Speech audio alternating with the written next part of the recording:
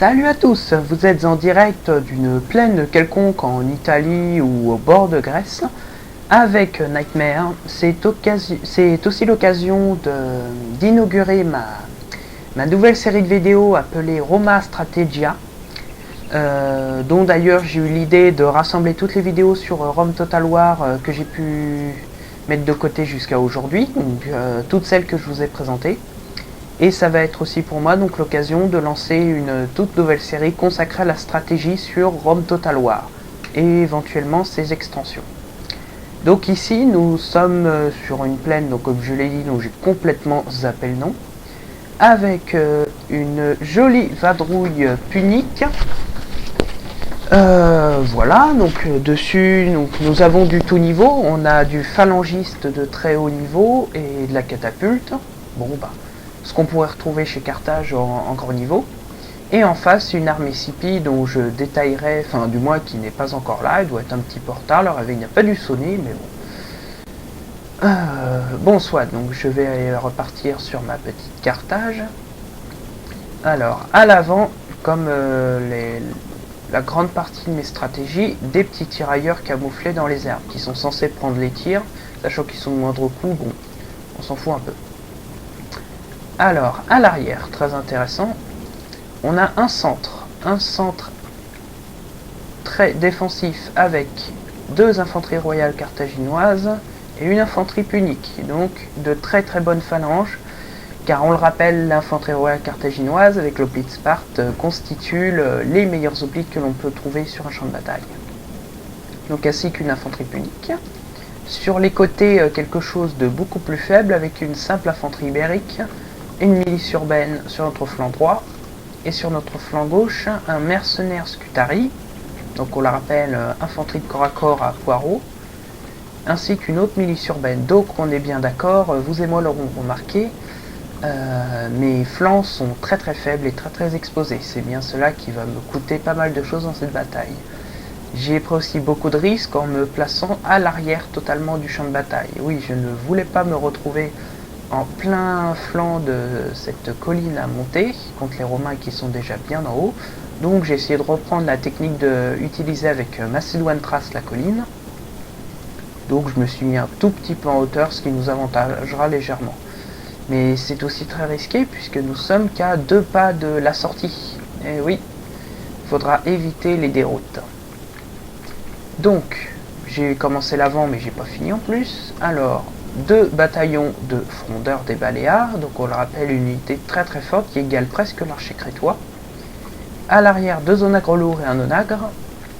Et en cavalerie, ce qui est relativement faible, une garde rapprochée punique du premier niveau et une seconde du second niveau.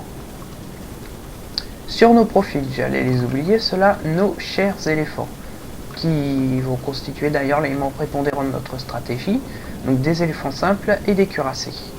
Les cuirassés que je mets à l'avant, et oui, s'ils doivent prendre des tirs, mieux vaut que ce soit eux avec leur grosse armure qui les prennent plutôt que nos petits éléphants. Et à l'avant, nos indémodables mercenaires numides. 2 bataillons à notre gauche et 1 bataillon à notre droite. Ouais, on en avait que 3. J'aurais pu en insérer une 4e, mais bon, c'est le concept de la bataille aléatoire. Donc, je vais lancer tout cela. Allez hop, ça apparaît en face ou quoi là? On va se déplacer le temps, voilà, nickel.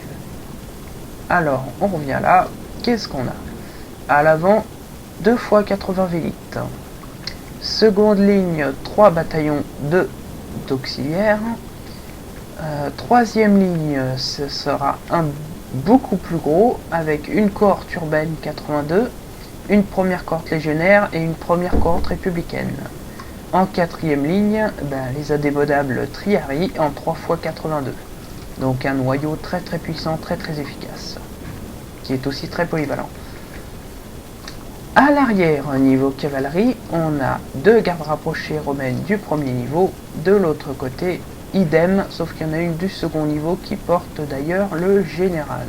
Il est où, Bilout? Il s'est barré. Il est là, Bilout. Voilà.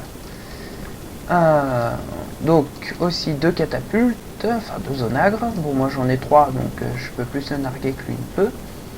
Et un peu comme en face, et ben lui il a 2 auxiliaires légers à sa gauche et un auxiliaire léger à sa droite. Donc ce qui prouve que les deux armées sont relativement équilibrées. Peut-être Rome prendrait fortement l'avantage grâce à ces 3 légions surpuissantes aux capacités très importantes. Et nous allons déterminer cela dans cette petite bataille. Et we go! Alors l'armée romaine commence à avancer. Pendant ce temps, je vais déplacer mes mercenaires numides de part et d'autre de la carte, ici dans cette forêt, et l'autre idem, afin de contourner les forces adverses. Donc on revient un petit peu à la technique de Barca, utilisée lors de la bataille de Cannes.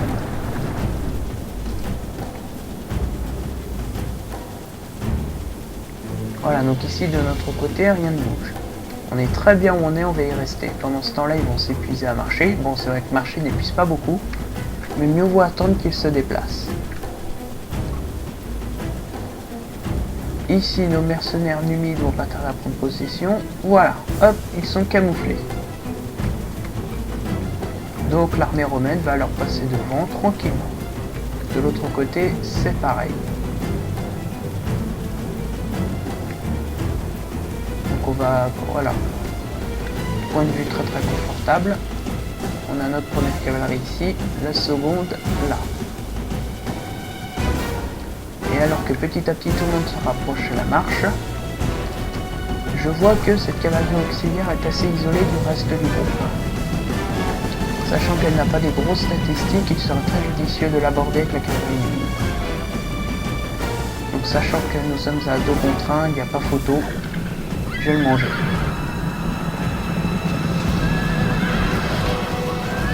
Légion abordée. Légion exterminée. Voilà, donc on a une garde rapprochée qui doit regarder la direction. Ah non, elle attaque un petit peu, et puis... Ah, elle commence à se disperser, c'est pas mal. Bon voilà, on a toujours notre cavalerie qui court en envoyant quelques javelines sur notre adversaire. De l'autre côté, notre cavalerie qui courait, et ben, on va la rapprocher discrètement de la colline au centre, de façon à contourner. Donc après avoir abordé cette cavalerie de côté, la cavalerie ennemie va continuer à harceler le général romain, donc sachant pré-réformé, donc il ne devrait y avoir de grosses statistiques.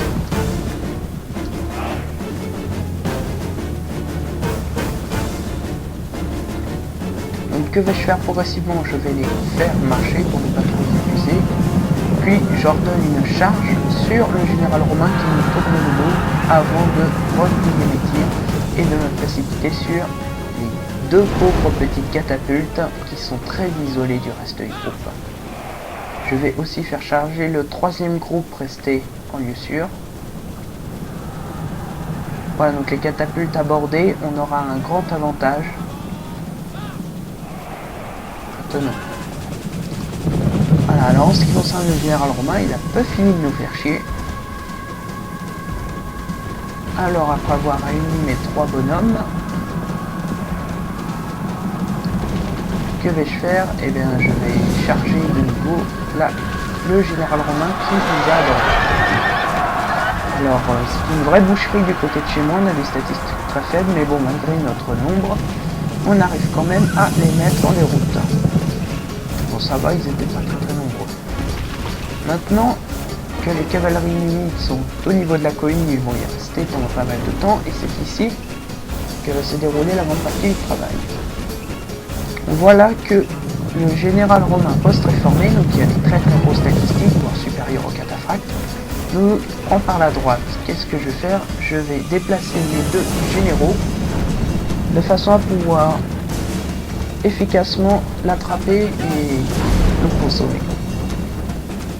Donc pendant ce temps, nos catapultes font quelques dégâts, on voit que ça n'a pas été mal avec quelques cadavres qui traînent. Donc Rome se met sur une très longue ligne, ce qui peut être très dangereux. On a sur le profil gauche la cohorte urbaine et à droite un triaré. Ici, donc, on harcèle la cavalerie ennemie. Je privilégie, comme d'habitude, les armes à distance, surtout contre des unités à plusieurs vies. Ce que j'appelle plusieurs vies, ce sont les unités à plusieurs coups. Qui, pour moi, la meilleure méthode restera les armes de tir pour les vaincre. Enfin, du moins pour leur relever la première vie. Mais puisqu'ils ont une défense supérieure à celle des cataphractes, les dégâts ne sont pas grandioses. Là, l'ennemi va commencer à courir et sa cavalerie va charger la mienne. Donc, qu'est-ce que je fais? Hop, je chope la sienne. J'évite de déstabiliser la formation, je laisse la milice urbaine où elle est. Là, tout le monde commence à courir sur moi, c'est la catastrophe. Donc ici, on a nos Scutari qui ont lâché une volée de poireaux.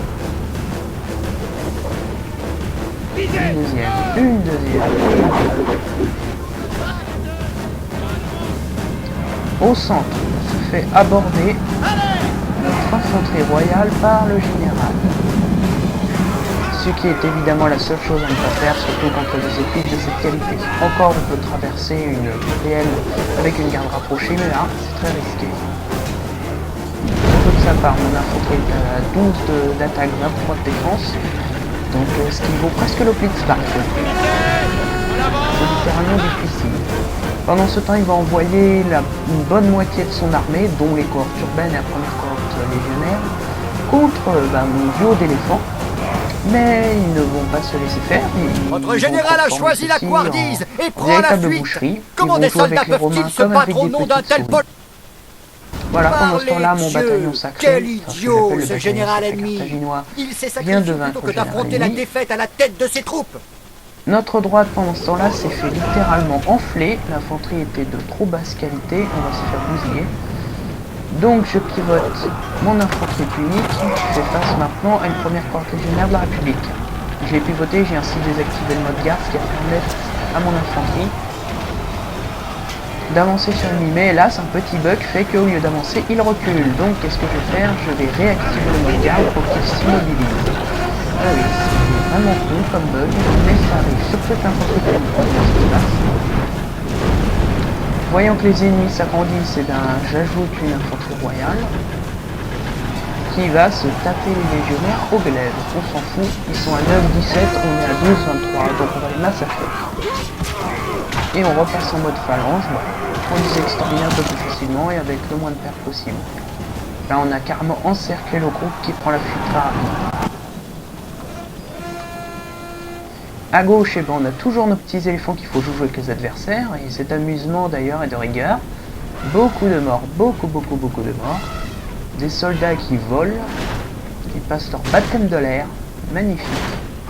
On a quelques éléphants qui commencent à mourir, ce qui signifie que parmi les 12 points de vie de nos éléphants, beaucoup ont perdu la quasi-totalité de leurs points de vie, ce qui signifie que le groupe en général n'a plus beaucoup de temps à vivre. D'ailleurs, l'éléphant cuirassé est déjà en déroute. Mais bon, on s'en fiche. Moi, ce qui m'intéresserait surtout, c'est qu'il passe en mode fou furieux. Ça m'arrangerait bien. Ici, c'est une zone que nous contrôlons pas. Ensuite, les mercenaires numides qui étaient recroquevillés sur la colline vont carrément descendre pour exterminer les unités qui sont en déroute. Il n'y a rien de mieux que des tireurs montés pour vaincre les fuyards. Voilà, comme j'ai dit tout à l'heure, ça tombe bien, nos éléphants commencent à péter un câble. Et quand ils pètent un câble, ça fait très mal. Allez. Ici on a la première cohorte légionnaire qui se fait aussi massacrer. Ça vole de tout bas. Voilà, donc ici c'est un parfait champ de bataille que nous avons mené. Avec 2 unités, nous en avons massacré au moins 6. Bon, ici nos mercenaires numides se sont fait aborder quand nous avons détourné par la première cohorte. Ça va faire très mal chez nous. Voilà, une en fuite. Et on voit que le cohorte légionnaire a fui, donc sa défense est de 1. Donc on peut facilement la massacrer. Voilà, donc là la majorité de l'armée a été vaincue, foulée à notre pied. Ici notre élément prépondérant a été justement nos phalangistes de très bonne qualité. et ainsi que nos éléphants qui ont fait des dégâts remarquables. D'ailleurs, c'est ce qui fait la force de Carthage, ces éléphants et ces phalangistes vraiment extrêmement puissants qui peuvent presque rivaliser avec les cités grecques. Le seul élément un peu chiant, c'est que Carthage ne peut recruter ces terribles hommes qu'en grande ville, ce qui signifie qu'avant elle est très mauvaise. On l'aura remarqué avec une milice urbaine qui tient à peine debout et une infanterie ibérique qui s'est fait très rapidement laminer. En plus, pour avoir de bons archers, il est nécessaire de les recruter en tant que mercenaires et non les archeries. Donc Carthage est une faction qui s'avère très intéressante, mais que en niveau très développé de campagne. Voilà, donc là, ici, la totalité des hommes ennemis est en train de déroute, et pour éviter un scandale comme dans la vidéo précédente, et ben, j'ai tout simplement décidé de laisser comme c'était. Et c'est-à-dire que dès que la totalité des hommes ennemis entrent en déroute, et ben victoire déclarée, c'est pas plus mal, ça me fait des vidéos moins longues à uploader. Donc ici, notre capitaine qui s'appelle Bomikar, bah tiens, comme par hasard, on a à peu près 500 morts de notre côté pour plus de 1000 morts chez l'ennemi. On regarde les statistiques pour voir vraiment les meilleures unités. Les meilleurs ont été, en ce qui concerne les blessés infligés, nous avons ici les mercenaires numides, qui, je le rappelle, ont poursuivi pas mal de survivants. On a ici un 65 qui concerne l'infanterie royale carthaginoise. Ici 57 l'autre infanterie royale carthaginoise. 185 score étonnant qui concerne aussi les mercenaires numides. Donc on voit vraiment c'est eux qui ont fait une très grande partie du boulot. Carthage sans les mercenaires serait bien moins puissante, ça c'est vrai. Nous avons ici les éléphants cuirassés qui ont fait 122 morts. Et les éléphants de guerre 210. Donc on voit réellement Carthage, le plus intéressant chez eux, ce sont les mercenaires numides recrutables, les phalangistes de très haute qualité et les très gros éléphants. Voilà, le reste est vraiment très moyen et peut-être facilement oublié dans une mission. Je vous remercie d'avoir suivi cette vidéo qui inaugure ma série Roma Strategia. Et je vous souhaite aussi de vous abonner à ma chaîne pour suivre le reste de mes vidéos. Si vous avez quelques idées surtout de futurs épisodes, n'hésitez pas à me les envoyer, même des replays, ce qui me facilitera largement la tâche. Donc je vous remercie d'avoir suivi cette vidéo et je vous souhaite à la prochaine pour une prochaine vidéo. Salut!